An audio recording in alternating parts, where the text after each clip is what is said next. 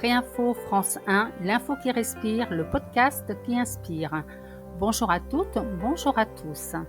Sur les routes d'ici ou d'ailleurs, je reçois Yolène Audebourg.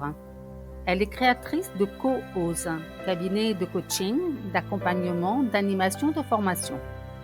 Coach, formatrice et créatrice d'un programme de coaching matriciel, elle intervient auprès d'entreprises, d'associations d'aide à la reconversion professionnelle et au retour à l'emploi de femmes de plus de 45 ans. Elle exerce également dans des centres de formation continue pour adultes et auprès de particuliers. Femme de terrain, proche de l'humain, ses expériences personnelles et professionnelles lui ont permis de se rendre compte que les échanges en toute simplicité, dans un climat de confiance, permettaient de libérer la parole des participants. Aujourd'hui, fort de cette constatation, elle a décidé d'organiser, autour d'un thème précis, des rencontres-échanges sous le nom de causerie. Elle les anime en tant que coach sous forme de séances individuelles ou en petits groupes. Notre causerie du jour aura pour thème notre projet professionnel au service de notre expansion personnelle. Vous êtes curieux tout comme moi d'en savoir plus? Eh bien, causons maintenant. Bonjour Yolène. Bonjour Sophie, merci pour cette invitation. Merci à vous, vraiment. Tout d'abord, d'où vous vient votre envie de causer? Elle me vient depuis ma tendre enfance. J'ai toujours été à l'écoute des autres et j'ai toujours eu ce besoin d'être en échange, en interaction avec l'autre. Et cela passe par la parole. Et donc j'ai toujours aimé causer. Donc une inspiration aussi que j'ai exploitée en créant donc ma structure qui se nomme Co-Ose. Et ça vient effectivement de la causerie. Votre profession de coach est faite d'échanges, dans un climat de confiance bien sûr, et surtout d'écoute, n'est-ce pas? Exactement.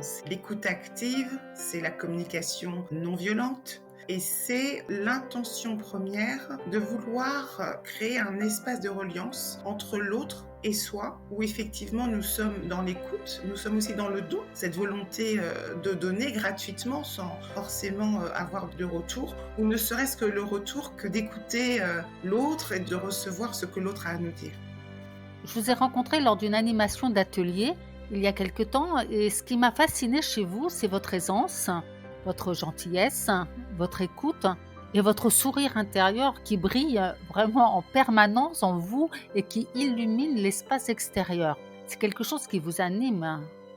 Exactement. Il est vrai que ce sourire intérieur m'anime constamment et m'aide justement à vivre des moments plus difficiles en cette période que nous vivons toutes et tous. Donc ce sourire intérieur, c'est comme une forme de lumière, d'étincelle qui est là et qui m'accompagne tout le temps. C'est une ressource que j'ai en moi et qui sincèrement est une aide précieuse. J'ai le sentiment que votre sourire est l'expression de votre lumière intérieure. Qu'en pensez-vous? J'espère en tout cas, mais nous avons effectivement toutes et tous cette lumière en nous et parfois elle peut être plus éteinte de par des événements, des situations que nous pouvons vivre, mais en tout cas elle est toujours là. Elle est toujours prête à vouloir s'exprimer par notre parole, par nos gestes, par nos comportements. Et c'est vrai que cela donne une teinte différente à la vibration que l'on peut avoir avec l'autre lorsque cette lumière est totalement présente. Vous exercez votre métier depuis combien de temps?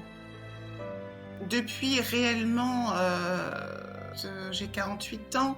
Depuis tout le temps, j'ai accompagné, en tout cas dans l'écoute, mais professionnellement, c'est depuis 3 ans, depuis donc la création du cabinet Co-Ose, où j'ai commencé dans un premier temps par accompagner des personnes qui sont en situation d'offreurs de compétences et non de demandeurs d'emploi, par l'intermédiaire de fondations, d'associations, et ensuite j'ai accompagné des personnes qui étaient en poste, qui se questionnaient sur leur parcours professionnel, et puis aujourd'hui, c'est vrai que vient à moi la formation. Je prends vraiment plaisir à accompagner des adultes, des jeunes adultes, des seniors, dans, comment je pourrais dire ça, la prise de conscience de leurs ressources dans une optique de construire un projet professionnel qui soit aligné à leurs ressources, c'est-à-dire leurs talents, leur motivation, ce qui a du sens pour eux et qui fait que lorsqu'ils sont dans cette place, eh bien justement cette fameuse lumière dont on parlait tout à l'heure grandit et donne une plus grande facilité à l'échange, à la communication et permet d'aller se ressourcer en énergie pour être dans une dynamique de réussite. Alors, quand je vous écoute, j'ai vraiment l'impression que naturellement, vous vous connectez aux personnes qui sont en face de vous et que vous leur permettez d'intensifier leur propre lumière intérieure. Est-ce ça? C'est assez étonnant ce que vous dites parce qu'effectivement, dans le cadre de ces accompagnements, alors c'est pas toujours le cas, mais lorsque nous mettons le doigt, c'est pas moi qui mets le doigt, c'est mon client, c'est la personne que j'accompagne et moi qui mettons le doigt sur une limite ou une croyance limitante, lorsqu'on met la lumière, c'est-à-dire l'attention, l'observation sur ce point, eh bien c'est comme si l'énergie de ce qui nous bloque, de ce qui nous freine diminue. Et là, je vois effectivement comme une étincelle dans le regard de l'autre. Et cette étincelle peut aussi s'entendre. Donc, je peux effectivement être en accompagnement physique, où je vois mon interlocuteur. Ça peut être soit en visio ou en face à face, mais aussi parfois au téléphone. J'ai cette sensation d'entendre comme un déclic. Je le sens, je l'entends dans la voix de la personne. Et d'ailleurs, ces personnes disent, tiens, c'est drôle ce que vous dites. Ça fait écho à ça, à ça, à ça. Et c'est comme si on ouvre une porte et derrière cette porte, effectivement, il y a la lumière qui jaillit. Permettre à une personne de se révéler à elle-même, j'imagine que ça doit être magique et beau à voir, en tout cas, ou à ressentir pour un coach. Oui, tout à fait. J'adore cette magie, puisque pour moi, c'est véritablement de la magie. Lorsque vous êtes en atelier ou en session de formation et que vous posez la fameuse question où l'individu s'arrête, vous sentez bien qu'il est là dans un état de conscience où il peut s'observer, il prend l'information, il l'intègre, et là vous voyez le corps se redresser, le regard s'ouvrir, et la voix devient beaucoup plus claire, et c'est vrai que c'est vraiment, vraiment beau à voir.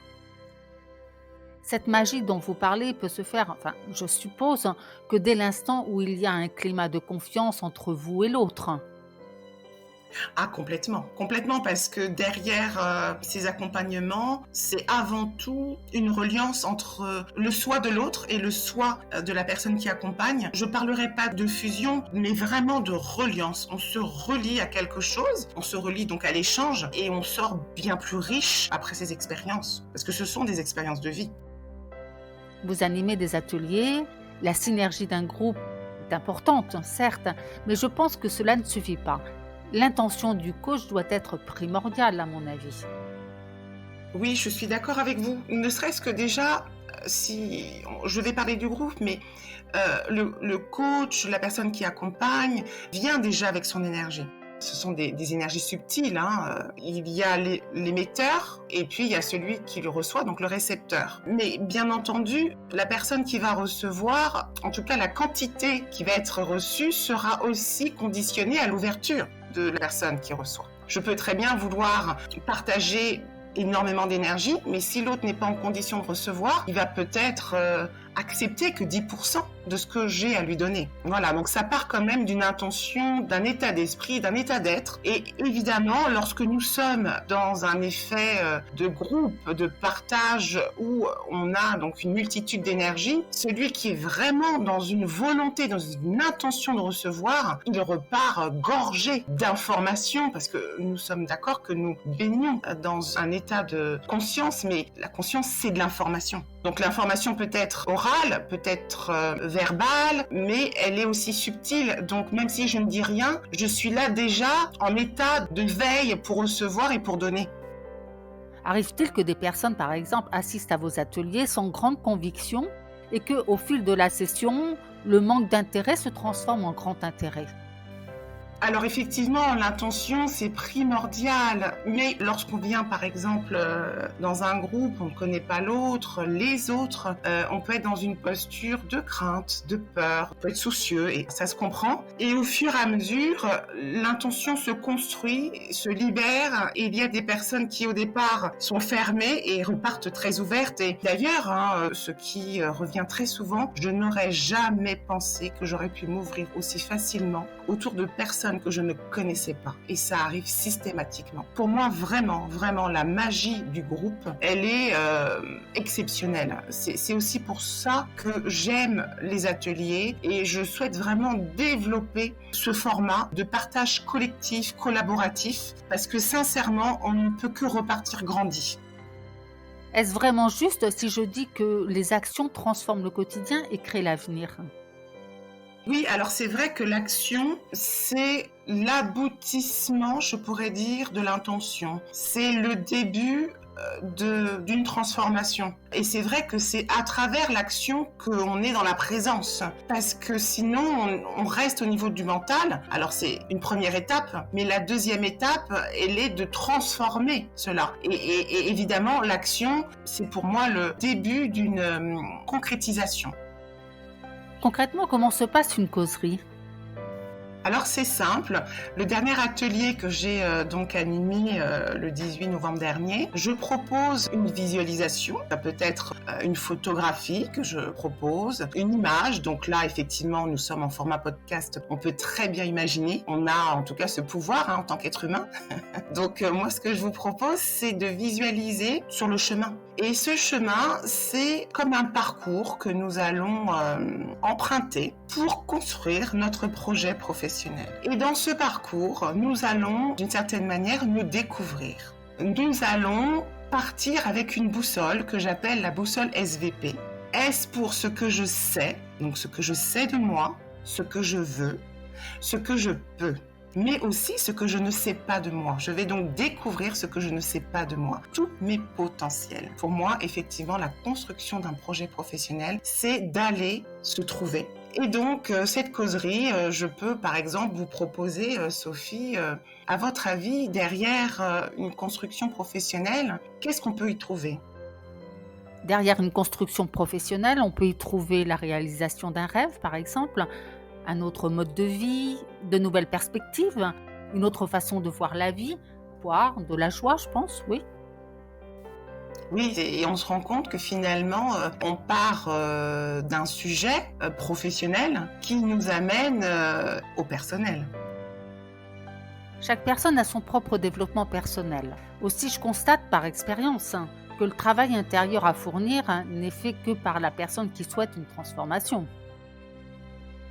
Effectivement, on peut être accompagné sur ce chemin, mais nous sommes d'accord que cet accompagnement, c'est un élément extérieur. Et dans ce parcours, celui qui est accompagné, finalement, va avoir aussi l'opportunité peut-être d'aller plus rapidement à l'arrivée. Peut-être, je dis bien peut-être. Mais ce qui compte finalement, c'est pas cette notion de vitesse, c'est vraiment la manière dont on appréhende ce parcours. C'est est-ce qu'on y va avec une intention ferme de résultat ou alors on laisse une part de hasard et on s'ouvre à peut-être d'autres rencontres.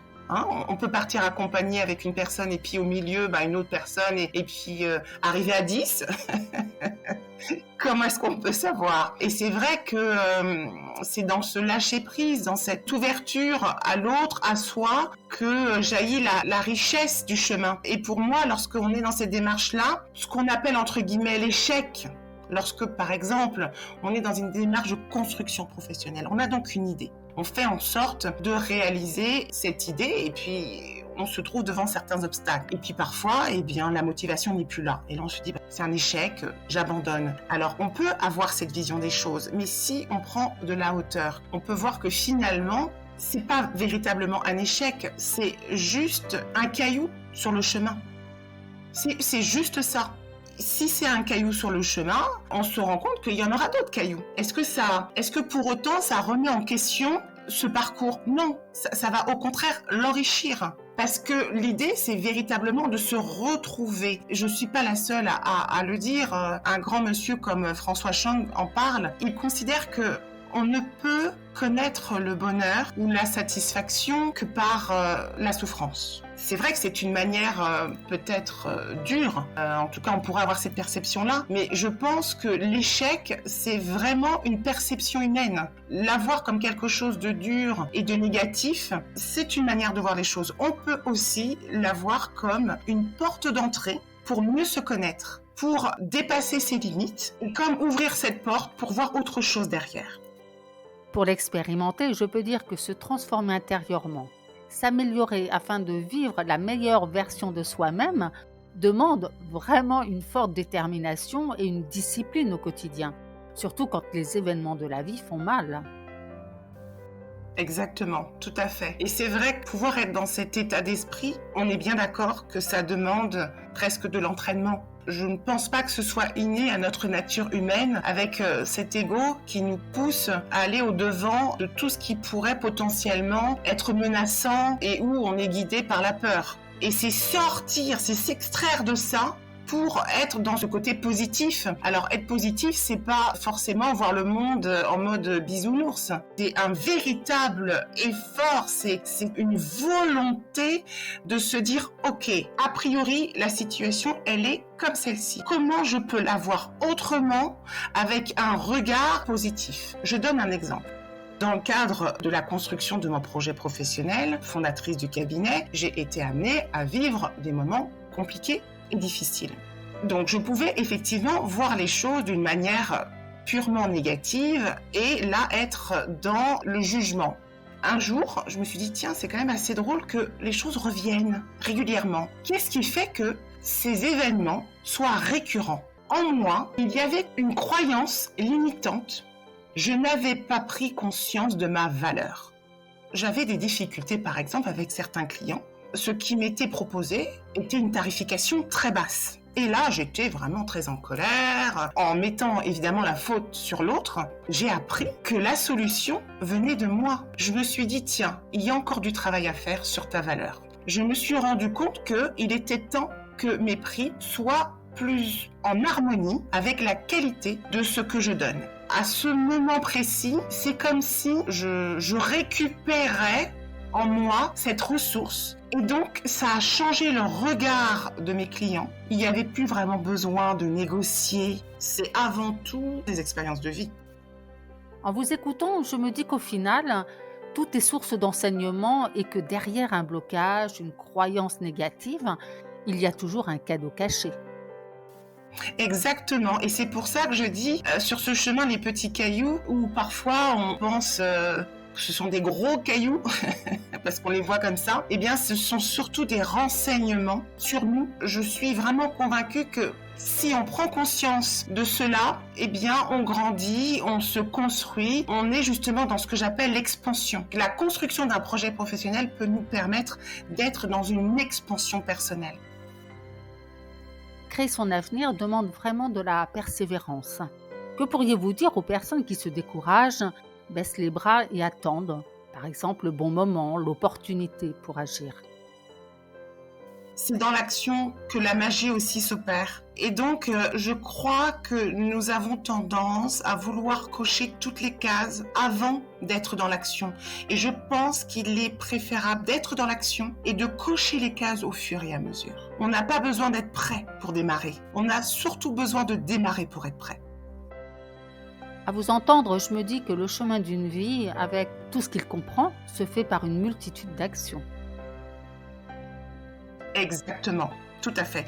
Et au fur et à mesure que l'on marche sur ce chemin, c'est comme si finalement ce chemin se modèle à chaque pas. Et chaque pas, c'est la conscience de nos ressources. Et parce que nous faisons chaque pas, nous avons une meilleure conscience de nos ressources. C'est un cercle vertueux. Lorsque nous sommes dans l'inaction, on ne peut pas avoir conscience de nos ressources. Alors, je parle de talent. Vous savez, cette chose en nous qui nous anime, dont on n'a pas toujours conscience et qui demande à être révélée, ce sont aussi nos potentiels. Ce sont toutes ces choses inexploitées. Voilà, on intègre ces ressources. Parce qu'il y a finalement 2 niveaux. Il y a le premier niveau du mental où ce que je sais, donc j'ai l'idée, j'ai l'information, elle est au stade informationnel dans le mental, mais comment ensuite j'intègre cette information en moi pour me faire bouger, pour que mes pas se multiplient et que j'avance sur ce chemin. Se détacher de son passé libère notre intérieur. Et en même temps, cela nous fragilise parfois, dans un premier temps. Nous pouvons perdre par exemple nos repères. Il faut accepter peut-être l'idée d'être dans l'inconfort. Puisque c'est justement, je crois, dans l'inconfort que l'on va trouver des solutions pour ne plus être dans l'inconfort, ou en tout cas d'accepter l'inconfort comme un escalier à plusieurs strates. Lorsque on gravit une strate, eh bien on intègre l'information que c'est possible. On démarre le chemin et c'est merveilleux. Quand nous prenons le chemin vers notre réalisation, nous constatons très rapidement que nous sommes trop chargés. Beaucoup de bagages ne nous appartiennent pas. Le plus dur est parfois de s'en délester. Alors oui, très très belle image. Se délester effectivement de tous ces sacs à dos. Et c'est encore une fois une prise de conscience de ce qui ne nous appartient plus. On ne peut pas s'alourdir de bagages qui ne sont pas les nôtres. C'est aussi en cela que lorsque l'on parle de construction de projet professionnel, on parle d'expansion personnelle lorsque on s'allège de tous ces bagages. Donc ça passe évidemment par la connaissance de soi. Je ne vois pas comment est-ce qu'on peut marcher léger sur ce chemin sans faire le choix de se délester. Le travail intérieur est un travail psychologique qui nous amène à mettre le doigt là où ça fait mal. D'où l'importance, à mon avis, d'un accompagnement avec un professionnel. Oui, tout à fait. Pour moi, lorsque je parle de se délester au niveau psychologique, c'est je regarde aujourd'hui qu'est-ce qui me freine concrètement. Quelles sont mes blessures? Et c'est en partant de ces blessures que je vais justement les transcender pour en faire des ressources. J'ai constaté que se détacher du passé, d'anciennes croyances, modifie notre environnement social, professionnel, amical, familial par exemple, et que des relations que nous avions avec certaines personnes se terminent et d'autres se recréent. Oui, exactement. Il y a des relations qui ne pourront plus être. Lorsqu'on a pris conscience, par exemple, qu'une partie des personnes qui sont nos amis, finalement, ne nous considèrent pas, sont plutôt dans une volonté de prendre plutôt que de donner. Il y a des évidences ensuite qui font que certaines relations, effectivement, sont coupées. Concernant la liberté d'agir en toute conscience, sur votre site, vous faites référence à Viktor Frankl. Il disait « Il y a un espace entre stimulus et réponse. Dans cet espace reste notre pouvoir de choisir, notre réponse. Dans notre réponse se trouve notre croissance et notre liberté. Pouvez-vous nous en dire plus ? » Oui, alors il est vrai que, en fonction de l'environnement, en fonction de certaines situations, on peut se sentir en prise à des émotions et se sentir freiné, bloqué, comme enfermé. Et ce dont on n'a pas conscience, c'est qu'à l'intérieur de nous, il y a un espace qui est beaucoup plus grand. Un espace où justement le soi, l'âme, n'a aucune limite. Et lorsque on est connecté à cette liberté, à ce soi, eh bien même dans des situations dites difficiles, où on peut se sentir corporel enfermé, on peut accéder à cet espace et avoir une conscience différente d'une situation et d'une réalité. Dans cet espace, nous pouvons aussi nous y réfugier quand nous vivons un drame, un traumatisme. C'est surtout, même dans des situations où vous êtes au bord de la mort, c'est lâcher prise. Ce qui arrive doit arriver. Il n'y a plus de lutte, il y a juste du lâcher prise. Le sacré lâcher prise. Qui n'est pas si facile. C'est juste, peu savent réellement l'expliquer. Nous arrivons au terme de notre entretien. Je vous remercie de ce bel échange. Nous pouvons vous retrouver sur votre site internet www.coose.fr. Tout à fait. Au revoir Yolène. Au revoir Sophie et merci. Merci à vous. En ce qui me concerne, je vous retrouve la semaine prochaine lors d'un nouvel entretien inspirant avec un invité tout aussi inspiré. Je vous remercie de votre écoute et je vous dis à très bientôt. C'était Sophie Salio-Marie sur les routes d'ici ou d'ailleurs, Réinfo France 1.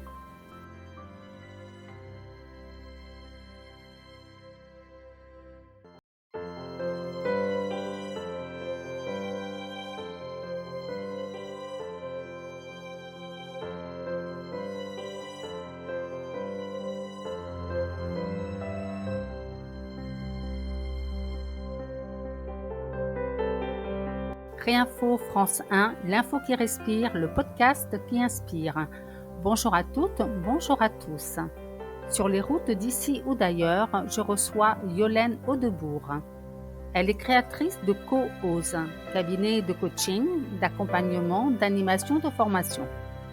Coach, formatrice et créatrice d'un programme de coaching matriciel, elle intervient auprès d'entreprises, d'associations d'aide à la reconversion professionnelle et au retour à l'emploi de femmes de plus de 45 ans. Elle exerce également dans des centres de formation continue pour adultes et auprès de particuliers. Femme de terrain.